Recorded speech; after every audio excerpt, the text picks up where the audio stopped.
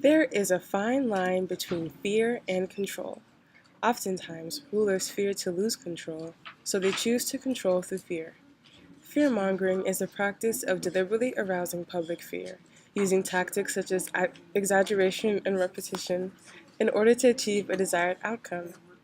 Throughout history, politicians, world rulers, and even advertisers have utilized this tactic to influence the public into thinking a certain way that benefits them. People use fear-mongering through institutions, propaganda, and orations to garner political gain and maintain control. Leaders have used fear-mongering tactics through institutions such as the Spanish Inquisition and the Salem witch trials to maintain control over their subjects and communities so that they would remain in political power. Founded in 1478 by the Catholic kings Fernando and Isabel, the Spanish Inquisition had the purpose of detecting heresy in Spain for both religious and political reasons. Though they would release suspects that they found innocent after investigations, inquisitors were known for being ruthless when they detected signs of heresy. Though they would release suspects they found innocent after investigations, inquisitors were known for being ruthless when they detected signs of heresy, executing hundreds of victims and burning them at stake. During this time, Protestant views were becoming more prevalent in Europe, which threatened the authority of the Roman Catholic Church. In order to maintain their control, Fernando and Isabel used the trials as a way to deter people from adopting Protestantism due to their fear of being executed on the basis of heresy, and a strict Roman Catholic orthodoxy prevailed in Spain. This was the desired outcome the Spanish rulers had as they wished to maintain their political dominance in Europe.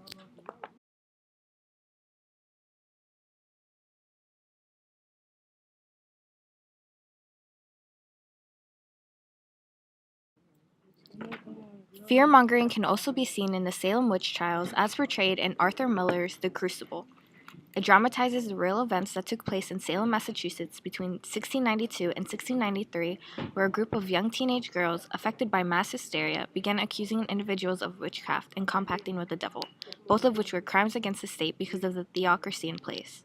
In order to handle the situation, the play describes two judges, Danforth and Hawthorne, who began a series of trials to get the accused individuals to confess their crimes.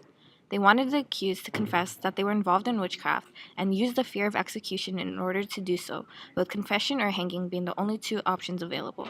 Along the way, the judges as well as the priests involved began to suspect that the accusations were false, but continued to use fear-mongering so that they would be able to maintain order and uphold the legitimacy of the church as well as their positions in the theocracy. Throughout history, political factions have used propaganda to gain public support by inducing widespread fear. This is seen extensively in U.S. presidential campaigns like that of Lyndon B. Johnson in 1964 and during the Holocaust when Adolf Hitler rallied support for his final solution. The, cam- the campaign of President Lyndon Johnson in 1964 released the Daisy commercial, which destroyed the odds of his opponent, Republican Senator Barry Goldwater, from winning the 1964 presidential election.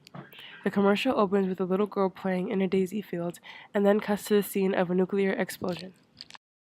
2, 3, 4, 7, 8, 9.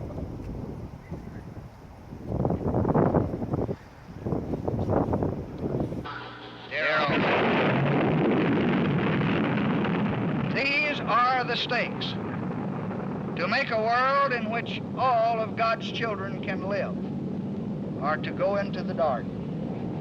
We must either love each other or we must die. Vote for President Johnson on November 3rd. The stakes are too high for you to stay home. This commercial exaggerated his opinions and brought these issues closer to home. During the Holocaust, extensive use of propaganda was used by Adolf Hitler to gain German support for his final solution. After Germany was defeated in World War I, the country was in turmoil. The war completely destabilized their new democracy, giving rise to multiple radical factions who believed in the necessity of a strong supreme leader. Their economy suffered due to hyperinflation and the impact of the Great Depression. The German population was vulnerable and willing to accept any ideology that made sense and that would relieve their troubles. Adolf Hitler and his followers made the German Jewish population escape scapegoat, and most notably, used political cartoons to garner a hatred against the Jewish population. Joseph Stryker used his newspaper, Der Stürmer, to print a variety of anti-Semitic cartoons that depicted the Jews as demonic and impure. In this political cartoon, published in Der Stürmer, titled Revenge, a Nazi is shoving a Jewish person over the cliff. The caption says, "Go where you want me to go, you evil spirits." These were very effective in persuading the German population that Jews were impure and also contributed to Hitler's immense success. Political figures often use fear-mongering to rally support for their sometimes rash assertions. These arguments commonly are derived from the desire to find a simple solution to a complex situation. McCarthy is infamous for doing so during the Cold War, a bloodless battle that directly stemmed from fear and resentment on the part of the Americans and Russians, respectively. According to the National Endowment for Humanities, he claimed to possess information regarding specific members in the State Department who were affiliated with the Communist Party. For the next 2 years, he and other Republicans would use these charges to garner support for the Truman administration. Consequently, Truman enjoyed a landslide victory by the GOP in the 1952 election. Whether or not McCarthy truly believed in his classified knowledge of the communists conspiring in the United States government, it is true, in fact, that he encouraged and sustained a sense of fear within the American people to lead them to vote in favor of the policies he supported. Fear-mongering is not a completely outdated idea, and in fact is widely used today. Donald Trump, for example, uses this technique to rally support for his policies and to make up for the abundance of fallacies in his arguments. This is especially true for issues such as the terrorist group ISIS that claims their heinous acts in the name of Islam. In reality, Islam is a peaceful religion that shares many founding principles with Christianity, such as faith, prayer, and giving to the less fortunate. Yet, he makes statements such as, "Radical Islam is a huge issue. It's a huge issue in the country, but to evanger this is a bread and butter issue. Right. It's a big deal." You said one time in an interview that and just recently, that there's a, I think you said on O'Reilly actually, there's a Muslim problem Right. in this world. What do you mean by that exactly? Well, Bill O'Reilly asked me, is there a Muslim problem? And I said, absolutely yes. In fact, I went a step further. I said, I didn't see Swedish people knocking down the World Trade Center. And, you know, it was very interesting. I thought that was going to be a controversial statement.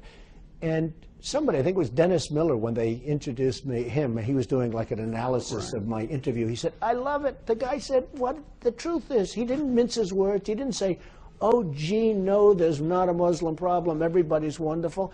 And by the way, most Muslims are wonderful people.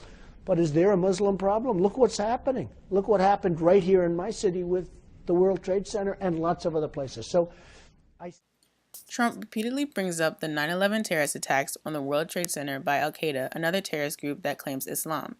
He says most Muslims are nice people, yet he only relates the Muslim problem to some of the most devastating moments in American history. Thus, he leads people to directly associate Islam with terrorism, which in turn strikes fear in them. This, in combination with his affirmation that he will make America great again, results in his political gain. In conclusion, fear-mongering is most often used by insecure leaders who feel that the only way they will be able to remain in power is by instilling fear into their subjects. This applies to presidential campaigns as well, where candidates do not think that their platform is strong enough on its own, so they resort to the use of fear as a way to garner political support. While considered deceitful and immoral by many, fear-mongering has proved to be a highly effective persuasion technique, and more often than not has devastating consequences. Fear is a powerful weapon, and when combined with individuals who are willing to follow a leader's actions even when they seem wrong, can ultimately result in mistakes that stain our history.